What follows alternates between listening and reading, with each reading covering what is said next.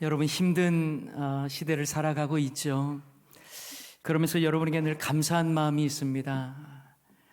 믿음으로 이 험한 시대를 이겨내고 있는 여러분 진심으로 축복하고 또 믿음으로 잘 이겨내려고 하시는 여러분께 감사하다는 말씀도 드리고 싶어요.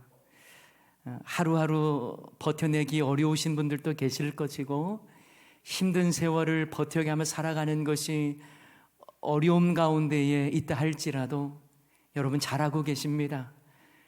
그래도 믿음 가지고 우리는 예배자로 나아가고 있잖아요. 잘하고 계십니다. 여러분을 정말 축복하고 싶습니다. 하나님의 축복이 여러분의 삶과 가정 위에 늘 충만하시기를 주님의 이름으로 간절히 축원합니다. 이제 열왕기상 말씀으로 다시 돌아와서 함께 메마른 땅의 단비를 이라는 제목으로 말씀을 나누고 싶습니다. 하나님은 우상 숭배가 가득한 아합 시대에 엘리야를 통해 가뭄을 선언하십니다. 그 결과 이스라엘 전 지역에 3년 반이나 오랜 기간 동안 심각한 고통을 경험하고 있는 것이죠. 생수의 근원이 되시는 하나님을 구하지 않고 우상 숭배하는 인생들이 얼마나 비참한 인생을 살아가는지를 우리에게 보여줍니다. 이런 점에서 이스라엘 백성들을 힘겹게 하는 가뭄은 하나님의 징계이면서도 여전히 하나님을 찾지 않는 말라 비틀어진 이스라엘의 영적인 현 주소라고 말할 수 있습니다. 죄악으로 강팍해진 그들의 심령, 하나님의 은혜를 구하지 않아 황폐해진 백성들의 마음, 모두 메마른 땅과 같습니다. 그러나 3년 반 동안 가뭄에 시달리면서도 그 땅에는 회개운동이 일어나질 않습니다. 갈멜산의 놀라운 역사를 눈으로 보았던 아합 왕 역시 그 어디에도 회개하는 내용이 나오질 않습니다. 이스라엘은 땅만 메말랐던 것이 아니라 왕부터 백성에게 이르기까지 모두 다 영적인 메마른 상태에 있음을 알 수 있습니다. 이 상황을 이겨낼 유일한 길은 하늘에서 내리는 단비밖에 없어요. 메마른 땅과 메마른 심령에 하늘로부터 내리는 은혜의 단비만이 그 문제를 해결할 수 있는 것입니다. 저는 이 땅의 현실도 메마른 땅과 같다는 생각이 들어요. 전염병으로 인한 두려움, 삶의 수많은 제약과 어려움들, 경제적인 위축뿐만 아니라 영적인 슬럼프까지도 이 땅의 메마름으로 존재합니다. 그래서 이 땅에도 한국 교회 위에도 성도의 가정과 우리의 심령에도 은혜의 단비가 필요한 줄 믿습니다. 하늘로부터 내리는 비, 여러분, 이건 인위적으로 만들어낼 수가 없잖아요. 마찬가지로 하나님이 베풀어 주시는 은혜의 단비는 하나님의 은혜가 아니면 누릴 수가 없는 것입니다. 우리는 가뭄의 현실을 인식하고 하나님의 은혜 없이는 이 모든 문제가 해결될 수 없음을 인식하고 하나님의 은혜를 더욱 사모해야 할 줄을 믿습니다. 바라기는 메마른 이 땅, 그리고 메마른 우리의 심령 위에 하나님의 은혜의 단비가 충만히 내려지기를 주님의 이름으로 축원합니다. 단비, 여러분, 단비라는 말은 꼭 필요할 때 적당하게 내리는 비를 말합니다. 비가 내리는 것은 귀한 일이지만 적당한 때, 적당한 양이 내려야 단비가 되는 것이죠. 하나님은 가나안 땅에 들어갈 이스라엘 백성들을 향해서도 단비를 약속해 주셨습니다. 너희들이 가나안 땅에 들어가서 하나님의 명령을 정종하고 하나님을 사랑하고 섬기면 이른 비와 늦은 비를 적당한 때에 내리겠다고 약속해 주셨습니다. 신명기 11장 13절 14절 말씀, 내가 오늘 너희에게 명하는 내 명령을 너희가 만일 정종하고 너희의 하나님 여호와를 사랑하여 마음을 다하고 뜻을 다하여 섬기면 어떻게 하십니까? 여호와께서 너희의 땅에 이른 비 늦은 비를 적당한 때에 내리시리니 너희가 곡식과 포도주가 기름을 얻을 것이요. 아멘. 이미 약속해 주셨어요. 하나님께서 이미 약속해 주셨습니다. 그런데 이스라엘 백성들은 하나님의 말씀에 귀를 기울이지 않았습니다. 하나님의 명령을 청종하지 않았습니다. 하나님을 사랑하지도 않았습니다. 마음을 다하여 섬기지도 않았습니다. 바알을 섬겼고 우상을 만들었습니다. 그 결과 3년 반에 걸쳐 큰 가뭄이 일어납니다. 하나님은 엘리야를 통하여 가뭄의 시작을 선언하셨어요.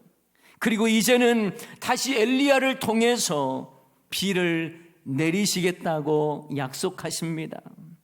그런데요, 비를 내리시기 전에 하나님께서 꼭 하셔야 할 일이 있으셨습니다.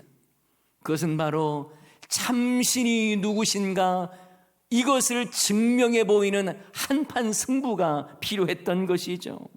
그래서 갈멜산에서 누가 참신인가 이걸 증명해 주시는 갈멜산의 한판 승부, 불로서 임하시는 하나님의 놀라운 역사를 보여주셨던 것입니다. 만약에 참신이 누구신가를 증명하는 과정이 없이 하늘에서 큰 비가 내린다면 백성들은 자신들이 지금 섬기고 있는 바알의 신의 은덕이라고 생각했을 것입니다. 그러기에 큰 비를 내리시기 전에 참신을 증명하시는 이 작업이 바로 갈멜산에서 이루어지신 거예요. 갈멜산에서 불로서 응답하신 하나님은 이제 오랜 가뭄의 종지부를 찍는 단비를 내리십니다. 저는 소원합니다. 이 시대를 뒤덮고 있는 이 메마른 현실, 그리고 여러분의 삶에 가득한 영적인 메마름이 하나님이 내리시는 은혜의 단비로 해갈될 수 있기를 주님의 이름으로 간절히 축원합니다. 자, 그렇다면 영적인 메마름을 채워줄 수 있는 영적인 단비를 누리기 위해서 우리는 어떻게 살아야 할까요? 먼저 하나님의 약속을 붙잡는 자, 하나님의 약속의 말씀을 붙잡는 자가 은혜의 단비를 누릴 수 있습니다. 엘리야는 비를 내리시겠다는 하나님의 약속의 말씀이 반드시 이루어질 것을 확신했습니다. 엘리야는 갈멜산에서 놀라운 승리에 들떠서 즉흥적으로 이젠 비도 내리겠다 이렇게 말하는 게 아니에요. 이미 하나님의 약속을 받았습니다. 열왕기상 18장 1절 말씀에 보면 많은 날이 지나고 제3년에 여호와의 말씀이 엘리야에게 임하여 이르시되 너는 가서 아합에게 보이라. 내가 비를 지면에 내리리라. 이미 하나님은 엘리야에게 비를 내리시겠다고 약속해 주셨습니다. 그래서 엘리야는 그 약속의 말씀 의지하면서 두려움의 대상인 아합 왕 앞에 당당하게 나간 거예요. 그리고 갈멜산에서의 한판 승부 후에 하나님께서 큰 비를 내리실 것을 자신의 감정 따라서가 아니라 하나님의 약속 붙잡고 선포하는 것입니다. 그런데요, 엘리야가 하나님이 내리실 비를 얼마나 확신했는지 41절을 보면 잘 알 수가 있어요. 엘리야가 아합에게 이르되 올라가서 먹고 마시소서, 큰 비소리가 있나이다. 여러분, 엘리야는요, 지금 비가 내리는 상황에서 큰 비소리가 들린다고, 큰 비소리가 있다고 말하는 게 아니에요. 이후에 보시면 아시겠습니다만 엘리야는 비를 내려달라고 계속 꿇어 엎드려서 기도합니다. 그리고 사환에게는 꼭대기에 올라가서 저 바다 쪽을 바라보면서 비가 올 조짐이 있는지 물어봅니다. 다시 말하면 지금 비가 내리고 있지 않아요. 그런 상황이지만 엘리야는 아합 왕에게 큰 비소리가 있다고 말하는 것입니다. 어떻게 보면 엘리야는요, 요즘 말로 왕 앞에서 뻥을 친 거예요. 현실에선 아직 이루어지지 않은 일입니다. 그런데도 큰 비소리가 있다고 말하는 거예요. 엘리야가 무슨 천둥 소리를 듣고 미리 이렇게 말하는 것 아닙니다. 갑자기 먹구름이 몰려와서 아하, 이제는 비가 오겠구나 이렇게 말하는 것도 아니에요. 하나님의 약속의 말씀을 확신했기 때문에 믿음의 청각이 발동한 것입니다. 그래서 큰 비소리를 미리 듣는 거예요. 하나님의 말씀은, 하나님의 약속은 반드시 이루어질 것이라고 하는 확신 때문에 아합 왕에게 큰 비소리가 있다고 말하고 선포하는 것이죠. 여러분, 믿음의 영웅들을 보면 공통점이 있습니다. 그들은요, 순풍에 돛달고 뱃놀이하며 살았던 사람이 아니에요. 환경은 여전히 역풍이 불고 있을지라도 하나님의 약속의 말씀 믿고 그 약속의 말씀 붙잡고 치열하게 살아갔습니다. 그래서 그들은 가뭄 속에서도 소낙비 소리를 듣는 것이고요, 사망의 음침한 골짜기에서도 쉴 만한 물가의 시냇물 소리를 듣는 것입니다. 사랑하는 여러분, 주님의 약속의 말씀 붙잡고 사시기 바랍니다.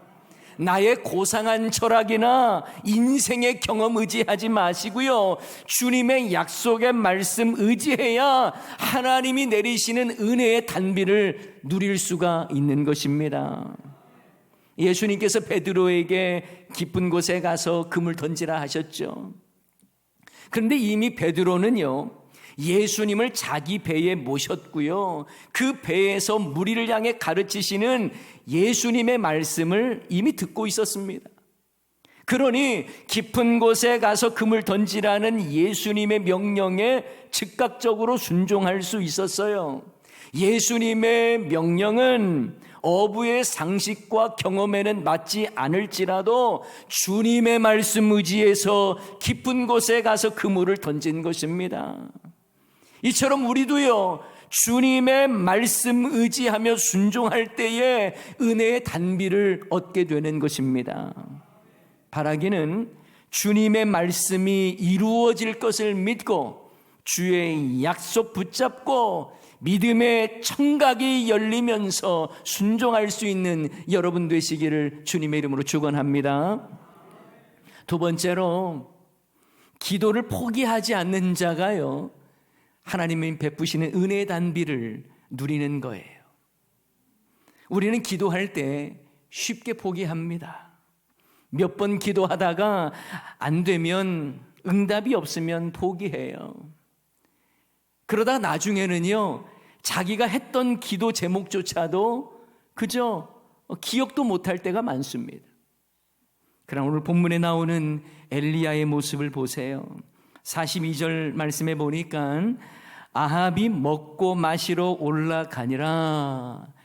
엘리야가 갈멜산 꼭대기로 올라가서 땅에 꿇어 엎드려 그의 얼굴을 무릎 사이에 넣고 기도하는 장면입니다. 간절히 기도하는 엘리야의 모습입니다. 사실 회개할 사람은 아합이죠. 근데 아합은요, 하나님의 은혜를 구하는 기도하지 않습니다.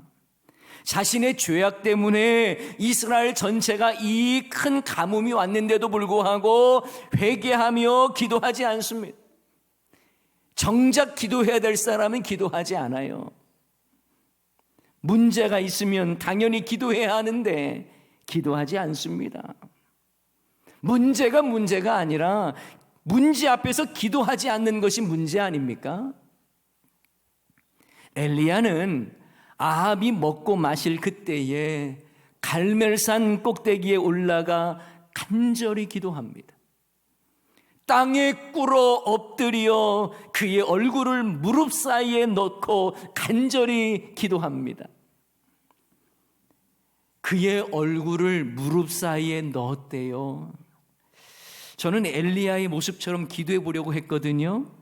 이게 불가능한 자세예요. 쉽지 않아요. 얼굴을 무릎 사이에 넣고 기도한다? 아마도 엘리야는 복부 비만은 없었을 겁니다. 유연성이 있었던 것 같아요. 그토록 간절히 하나님의 은혜를 구하고 기도한 거예요. 그런데요, 이렇게 간절히 기도하던 엘리야가 사환에게 바다 쪽을 바라보라고 말합니다. 비가 올 조짐이 있냐고 물어보는 거예요. 기도하고 묻고 기도하고 묻고 이것을 7번씩이나 합니다. 43절에 나와 있죠. 그의 사환에게 이르되 올라가 바다 쪽을 바라보라. 그가 올라가 바라보고 말하되 아무것도 없나이다. 이르되 7번까지 다시 가라. 그런데 여러분, 저는 이 본문 내용이 사실 좀 이해가 안 됐어요.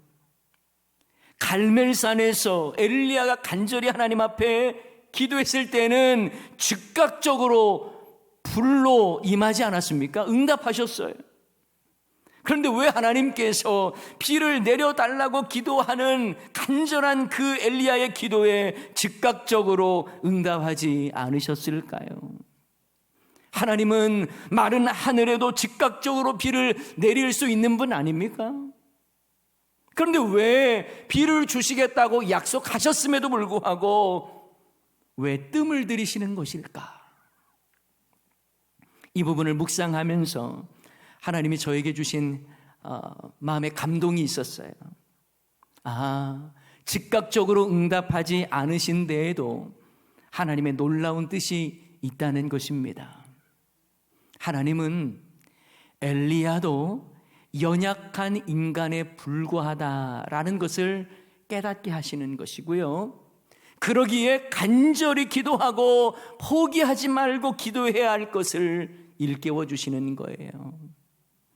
여러분, 만약에 엘리야가 갈멜산에 불로써 응답하신 것에 막 들떠서요, 곧바로 엘리야가 기도하자 큰 비가 내렸다라고 생각한다면 주인공이 엘리야가 되는 거예요. 그러니 엘리야의 기도에 즉각적으로 응답하지 않으시고 반복적으로 기도하게 하신 것은 엘리야의 능력이 아닌 하나님의 능력을 드러내시기 위함입니다. 엘리야는 초자연적인 일을 행하는 사람이 아니라 간절히 기도해야 하는 사람이라는 것을 일깨워 주는 것이죠.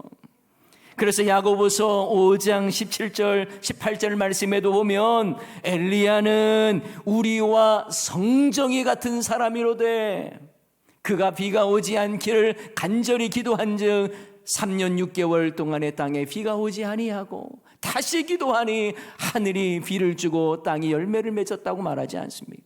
우리와 성정이 같은 사람이에요. 엘리야는 초자연적인 그 기적을 이루기 위해서 자연적인 현상을 주물럭거리는 그런 사람이 아니라 그도 하나님께서 베풀어 주신 은혜를 사모하면서 간절히 반복적으로 기도해야 될 우리와 성정이 같은 사람이라는 것을 말씀해 주고 있는 것입니다. 사실 엘리야가 7번까지 간절히 기도하면서 아무것도 없다고 하는 그런 사환의 답변을 들었을 때 얼마나 속이 타들어갔겠습니까? 실컷 아하방 앞에다가 큰 소리가 있다라고 호언장담을 했는데 비가 내리지 않으면 얼마나 큰 망신입니까? 그런데 엘리야는요, 아무 조짐이 보이지 않습니다라고 하는 이 사환의 소식을 들으면서도 포기하지 않았어요. 여러분께 묻겠습니다. 우리는 언제까지 기도해야 합니까? 응답받을 때까지 기도해야 합니다. 많은 경우에 한두 번 기도해보고 포기해버려요. 물론 우리는요, 한 번의 기도에 시원하게 응답받기를 원해요. 그러나 하나님은 계속 기도의 반복 훈련을 시키면서 우리를 겸손케 하세요. 간혹 어떤 사람은요, 기도에 교만한 사람들이 있어요. 마치 자기가 기도하면 다 그대로 된다고 말하는 사람들도 있습니다. 내가 기도해주면 다 해결된다, 이렇게 말하는 사람들도 있어요. 심지어 어떤 사람은요, 자기는 기도에 능력이 있다면서 내가 시키는 대로 안 하면 다친다라고 말하는 사람들도 있어요. 자신이 기도하면 즉각 응답받는다고 과시하는 사람이 있습니다. 아니에요. 하나님께 올려드리는 기도는 겸손해야 합니다. 교만의 도구가 돼서는 안 돼요. 우리가 한두 번 기도해보고 쉽게 포기해서도 안 되지만요, 마치 자신이 기도하면 다 된다는 식으로 교만한 마음을 가져서는 안 됩니다. 기도는 자신을 낮추는 것에서부터 출발해야 합니다. 엘리야조차도 7번씩이나 간절하게, 그러나 포기하지 않는 기도를 했어요. 엘리야는 간절함으로 끈질기게 기도했습니다. 여러분, 이렇게 엘리야가 끈질기게 간절히 기도할 수 있었던 것은요, 이미 엘리야는 간절한 기도, 포기하지 않는 기도에 대한 응답 훈련을 받았기 때문에 그래요.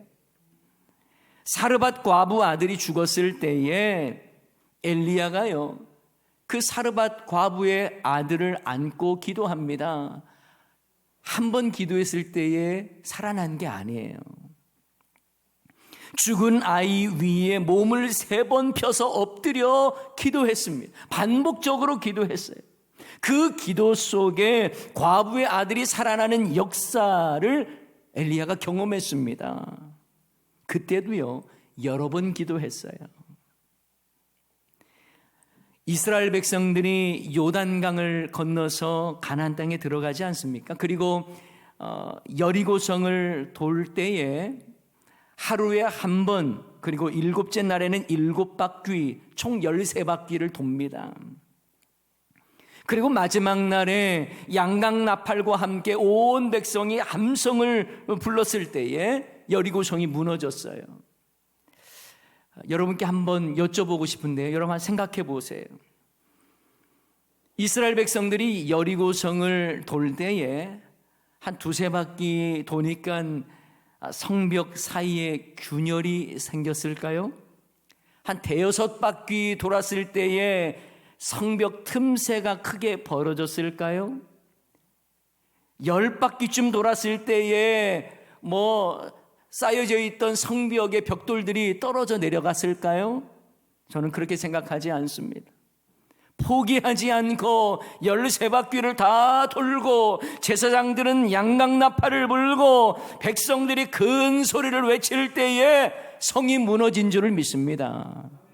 포기하지 않는 것, 하신 말씀대로 순종하는 것이 중요해요. 기도도 마찬가지입니다. 하나님의 은혜의 단비는요, 하나님의 은혜가 아니면 안 됩니다 라고 하는 겸손함과 간절한 마음으로 포기하지 않고 기도할 때에 누리게 되는 줄을 믿습니다.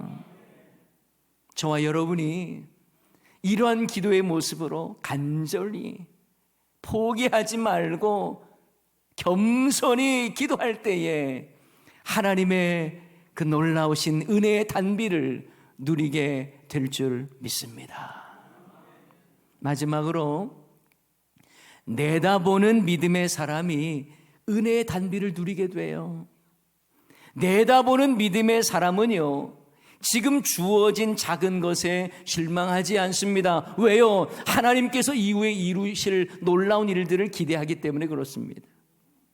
엘리야가 7번 간절히 기도하고 사원에게 물었을 때에 사원이 답하기를 바다에서 사람의 손만한 작은 구름이 일어났대요. 사람의 손만한 작은 구름이라는 것은 사람의 손바닥만한 구름이 일어났다 이 말이에요. 여러분, 사람의 손바닥만한 작은 구름을 보고 비구름이다라고 말하고 확신할 사람이 얼마나 되겠습니까?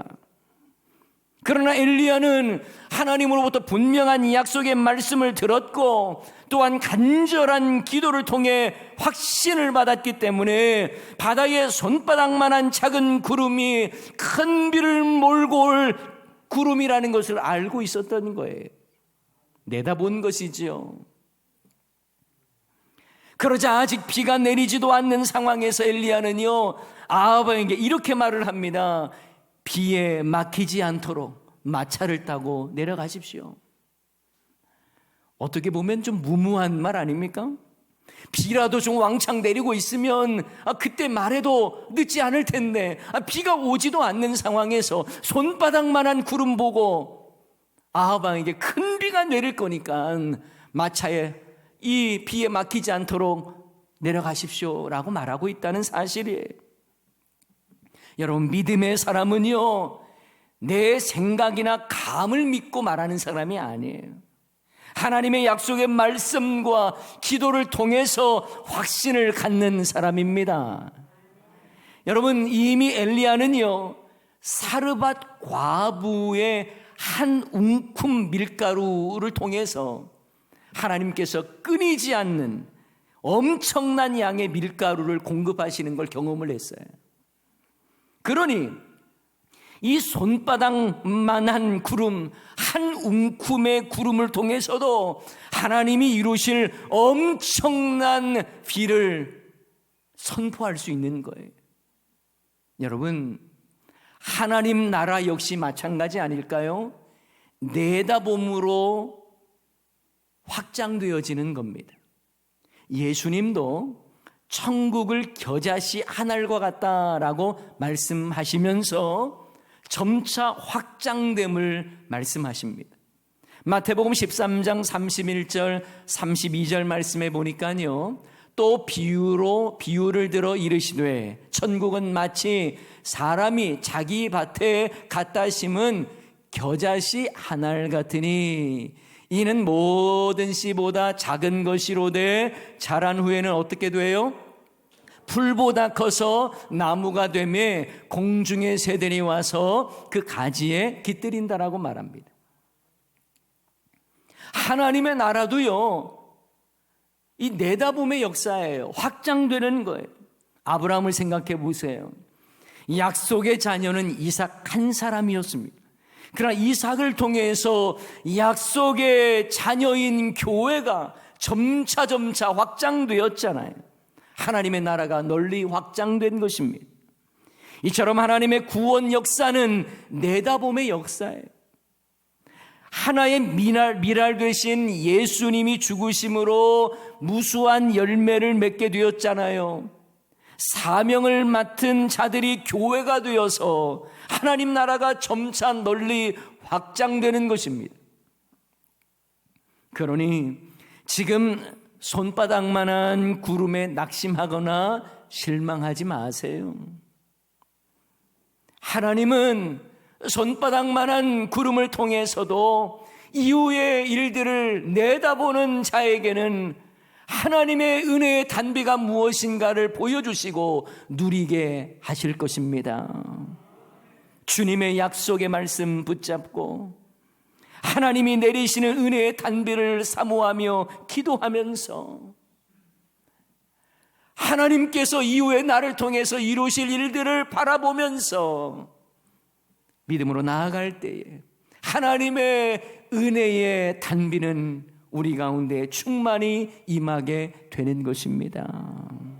이 시간 바라기는 이 나라에, 그리고 한국교회에, 그리고 우리 교회에, 여러분의 가정과 여러분의 심령에 가물어 메마른 땅에 있다 할지라도 하나님이 베풀어 주시는 은혜의 단비를 통해서 풍성한 은혜를 날마다 누릴 수 있기를 주님의 이름으로 간절히 축원합니다.